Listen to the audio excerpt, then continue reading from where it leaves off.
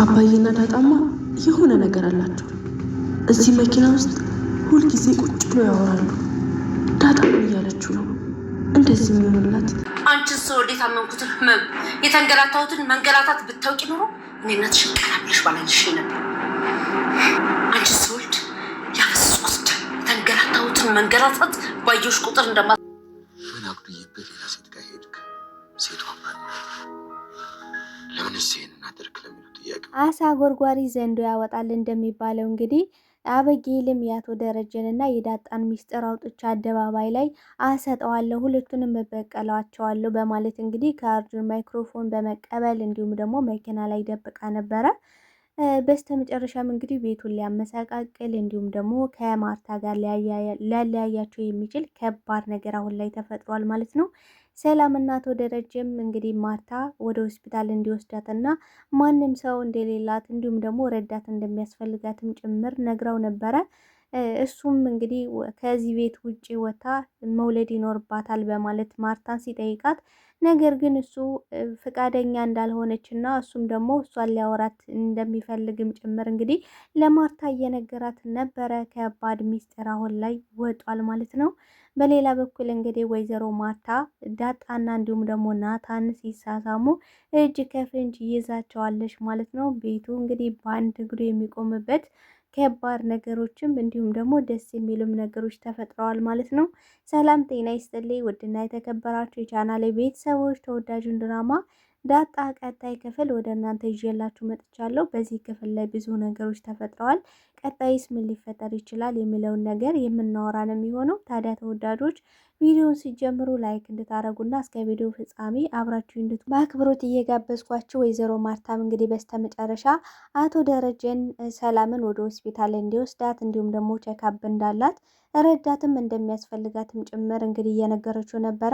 ነገር ግን እሱ እሺ እመቤቴ ታዛዥ ነኝ ብሏታል። ነገር ግን በቃ ሰላም እዚህ ቤት መውለድ የለባትም በፍጹም ልትነግራት ይገባል። እኔ ራሱ እነግራታለሁ ቀስ አድርጌ በቃ ራሷ ቤት ሂዳ ትውለድ፣ እኔ የኔ ፍላጎት እንደዛ ነው እያለ እንግዲህ ደረ እየነገራት ነበረ። ነገር ግን ወይዘሮ ማርታ ከዚህ በላይ ምንም ማድረግ እንደማትችል እሷም ደግሞ የእሷ ፍላጎት እዚህ ቤት መውለድ እንደሆነ ደግሞ የነሱ ግዴታም እንደሆነ ማለትም እስከ ዛሬ ድረስ አገልግላናለች።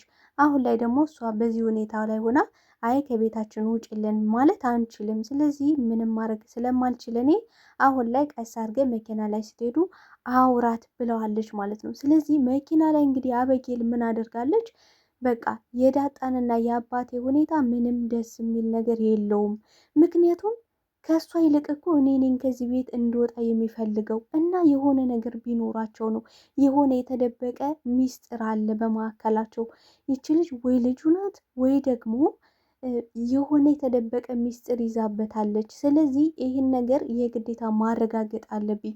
እንግዲህ ምን ብላለች? እንግዲህ ከዚህ በፊት ባለፈው ክፍል እንግዲህ ናታንና ዳጣ ተሳስመዋል ብላ በተናገረችበት እንትን ፓርት ላይ ወይዘሮ ማርታና እንዲሁም ደግሞ አቶ ደረጀ በቃ ዳጣ ከዚህ በኋላ ከዚህ ቤት አትወጣም ስላሏት፣ ቆይ አባቴ እናቴን እያሞኛት እያጃጃላት ነው፣ ለምንድን ነው በዚህ ልክ የሚያጃጅላት ብላ እንግዲህ የተለያየ ቪዲዮ አሁን ላይ ለእናቴ ቪዲዮ ማስረጃ አምጥቼ እንዲሁም ደግሞ ሪከርድ እያደረኩ አምጥቼ ማሰማት አለብኝ። ምክንያቱም እናቴ በፍጹም ልትነቃ አልቻለችም። ደግሞ ምን የምነግራትን ነገር ማንም ሰው ሊያምነኝ ፈቃደኛ አይደለም ብላ ነበር። እንግዲህ ከአርጁን እንግዲህ ማይክሮፎን በመቀበል እንዲሁም ደግሞ ከአባቷ መኪና ላይ ማይክሮፎንን በመደበቅ አሁን ላይ በቃ እያንዳንዱ ሚስጥራቸውን ከዚህ በኋላ አወጣለሁ ብላ ትልቅ መዘዝ እንግዲህ እጅጉን ያልታሰበ ያልተጠበቀ ነገር እንዲወጣ አድርጋለች ማለት ነው።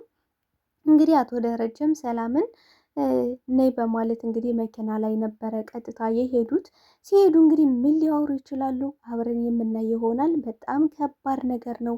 ደረጀ ደግሞ ቀጥታ መጀመሪያ እንግዲህ አበጌል ከማግኘቷ በፊት ካላገኘው የዛቤት ጉድና የዛቤት ሁኔታ እንዲሁም ደግሞ ማርታና አቶ ደረጀ አብረው የሚሆኑበት ሁኔታ በጣም እጅጉን አሳሳቢ ነው ማለት ነው። አሁን ላይ ወይዘሮ ማርታ የናታንና እንዲሁም ደግሞ የዳጣን ፍቅር አውቃለች ማለት ነው። እጅ ከፍንጅ ነበረ የያዘሻቸው እየተሳሳሙ፣ ግን ስታይ በጣም ነበረ ልቧ የተሰበረው። በጣም ነው ያዘነችው። ምክንያቱም እንግዲህ ከዚህ በፊት ከናታን እንድትርቅ ናታንም ደግሞ የአበጌል ብቻ እንዲሆን ነበረ የምትመኘው የምትፈልገው ማለት ነው። ግን አልሆንም፣ አልተሳካላትም። ነገር ግን አበጌልና እንዲሁም ደግሞ ዳጣ ፍክክራቸው ናታን ነው። በእርግጥ ዳጣ ልትፈካከራት ምናምን አትፈልግም። ምክንያቱም ዳጣ ቤተሰብ የራባት ቤተሰብ በቃ የምትወድ ለሰዎች በቃ የሰዎች ደስታ የሚያስደስታት ልጅ ነች። ስለዚህ ናታን አበጌልን ቢወዳት ኖሮ እጅጉን በጣም ደስተኛ ነበረች ዳጣ። ነገር ግን ችግሩ ደግሞ ናታን አበጌልን አይወዳትም። እሷ ካልወደዳት ደግሞ እሱ ደግሞ የሚወደው ዳጣን ነው። ዳጣ ደግሞ እሱን ትወደዋለች። ስለዚህ ሁለቱ አብረው ቢሆን ምንም ችግር የለውም። ነገር ግን እንግዲህ አቶ ደረጀ ለራሱ ርቀትሽን እዚህ ቤት አትውጭም፣ በቃ ማርታም የኔን ጭንቀትና የኔን ሁኔታ አይታ ተረድታኝ በቃ መውጣት የለባትም፣ አንተን እንዲደብርህ እንድትጨነቅብኝ አልፈልግም ብላለች። ስለዚህ አንቺም ከአበጌል ጋር ለመስማማት ሞክሬ፣ ነገር ግን ከናታን ጋር ያለሽን ቅርበት ርቀትሽን ጠብቂ ብሎ እንግዲህ አስረግጦ ነግሯት ነበረ።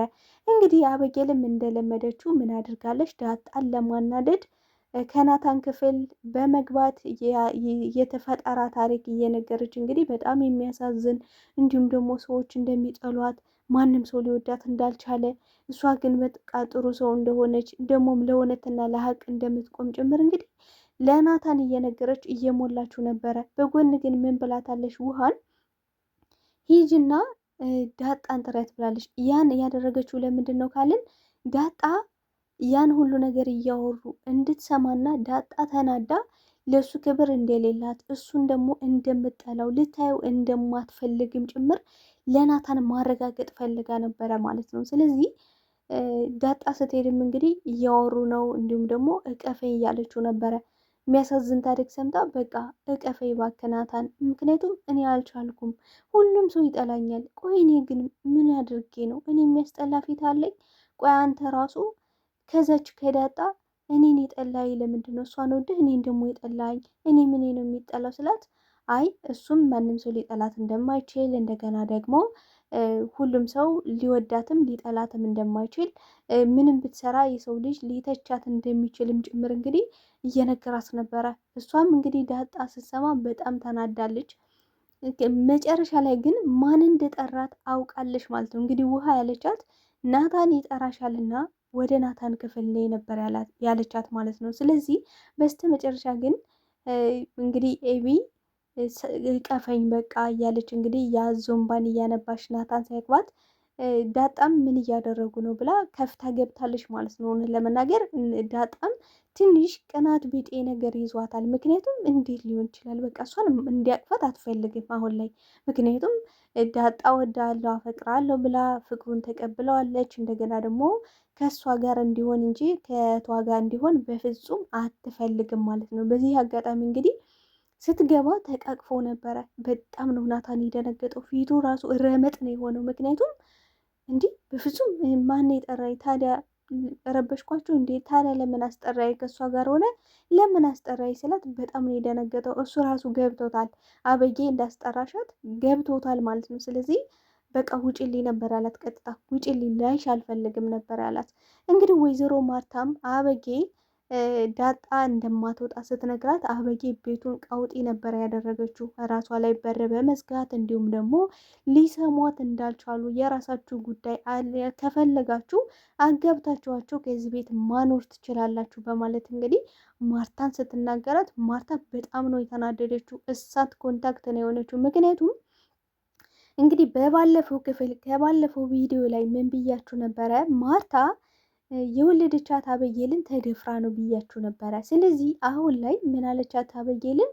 እኔ እንዴት አድርጌ እንደወለድኩሽ ብታቂ ኑሮ ይህን ሁሉ ነገር አታደርጊም ነበረ፣ አይደለም እኔን መገላመጥ ቀርቶ ቀና ብለሽ አታይም ነበረ እያለች እንግዲህ አበጌልን እየነገረቻት ነበረ። ነገር ግን አበጌልን መናገር ከድንጋይ ላይ ውሃ እንደማፍሰስ ነው የሚቆጠረው። ምክንያቱም አበጌል በዚህ ጆሮዋ ሰምታ በዚህ ጆሮዋ ነው የምታፈሰው። በቃ እሷ ልክ ነኝ ትክክል ነኝ ካለች እንዲሁም ደግሞ አንድ ነገር ይዛ ሙጭጭ ነው በቃ አትለቅም። እስከ መቼውም ቢሆን አትለቅም። የምትለቅ ሰው አይደለችም ማለት ነው። በዚህ አጋጣሚ እንግዲህ እኔ አንቺን ስወልድ በጣም ደምን ባያለቀስኩኝ ብዙ መከራና ሲቃይ አይቼ ነበረ እያለሽ እየነገረሻት ነበረ።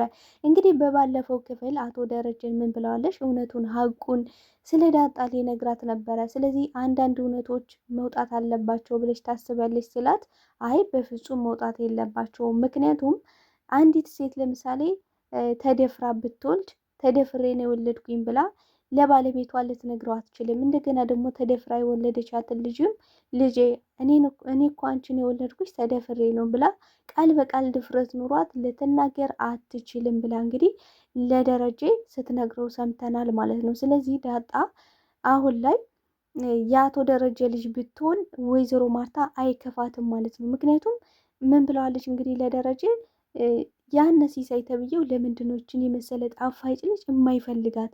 ለምንድን ነው ሊፈልጋት የማይችለው? ለምንድን ነው የማይወስዳት? ለምንድን ነው የማይጠይቃት? በጣም ግራ ገብቷታል። ማለት እንዴት ነው በቃ ይቺ ቤተሰብ የራፋት ቤተሰብ የናፈቃት ልጅ እኛን እንኳን ቤተሰቦቿ ሳንሆን እንዴት እንደምትወደን እውነቴን ነው የምልህ ደሬ። ዳጣ የኔ ልጅ ብትሆን ኑሮ እንዴት አድርጌ አይደለም እዚህ ቤት ውጭ ማለት ቀርቶ እንዴት አንቀባርሬ እንደማኖራት አሳየ ነበር እያለች እንግዲህ ለደረጀ እየነገረችው ነበረ። እንግዲህ ደረጀም በጣም የደነገጠበት ፓርት በቃ ካልሆነ እኔ ስልኩን ስጠኝና እኔ እደውልለታለሁ ስትለው በጣም ነው የደነገጠው። ከውን ያለው እንዴ ማርቲ ምን እያደረግሽ ነው? ምን እየሆንሽ ነው ነው ያለው። ማለት በቃ በጣም ነው የደነገጠው።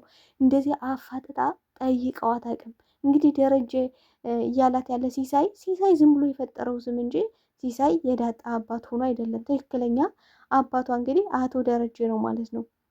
በዚህ አጋጣሚ እንግዲህ ዳጣ በጣም አሁን ላይ በጣም ደስ ብሏታል፣ ተደስታለች። ምክንያቱም ከዛ ቤት የመውጣቷ ሁኔታ ቀርቷል ማለት ነው። እንግዲህ አበጌል ስልኳን እጠልፈዋለሁ ወይም ደግሞ ከስልኳ መረጃውን ወስጄ ለእናቴና ለአባቴ ያሳያለሁ፣ መቼም የሆነ ነገር ተላልከው ሊሆን ይችላል ብላ እንግዲህ የዳጣን ስልክ ለመውሰድ ስትፈልግ እንግዲህ ዳጣም ስልኳን አቅፋ ነበር የተኛቸው። እውነት አንበሳ ዳጣ አሁን ላይ ነቅታለች። ዳጣን መጉዳትም ማሸነፍም የምትችልበት አቅም የላትም ከዚህ በኋላ።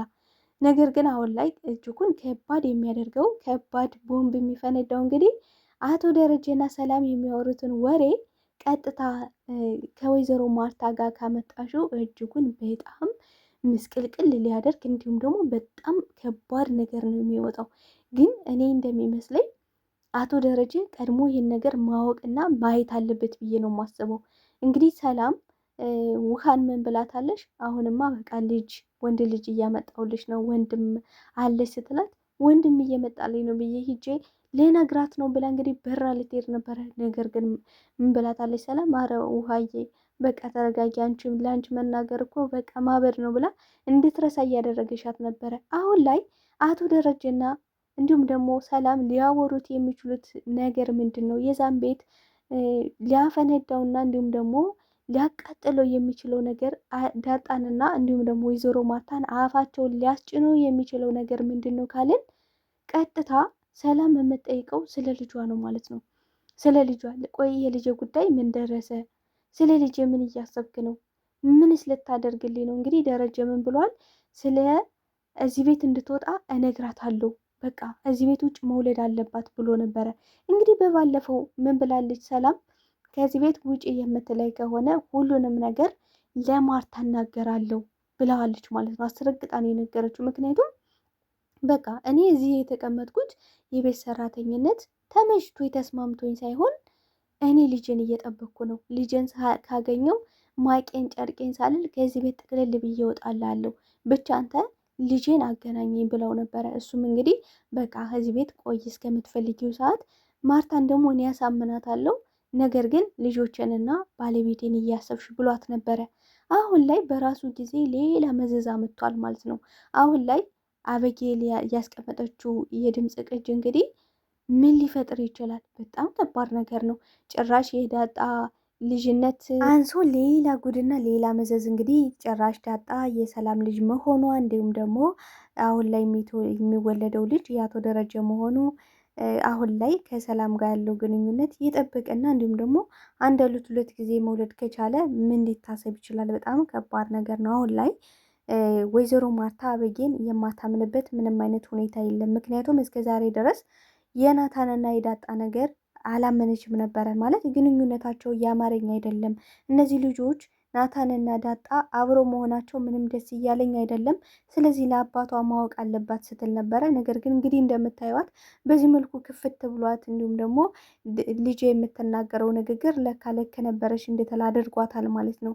እስኪ ቤተሰብ የእናንተ ሀሳብ አስተያየታችሁን በኮሜንት ሴክሽን ላይ አስቀምጡ። ላይ ምን ሊፈጠር ይችላል? ቀጣይ ምን አቶ ደረጀ የሚያዩ ይመስላችኋል? ወይስ ደግሞ ዳጣ ማለትም አበጌል አግኝታ ለእናቷ ልትሰጣት ትችላለች? እስኪ እንግዲህ በቀጣይ አብረን የምናየው ይሆናል። አብራችሁኝ ስለነበረን ቆይታ እጅግ አድርጌ አመሰግናለሁ። ታዲያ ተወዳጆች ቪዲዮን ላይክ፣ ሼር እያደረጋችሁ እንደታበረታቱኝ በአክብሮት ጠይቃለሁ። ባይ ባይ፣ ወዳችኋለሁ።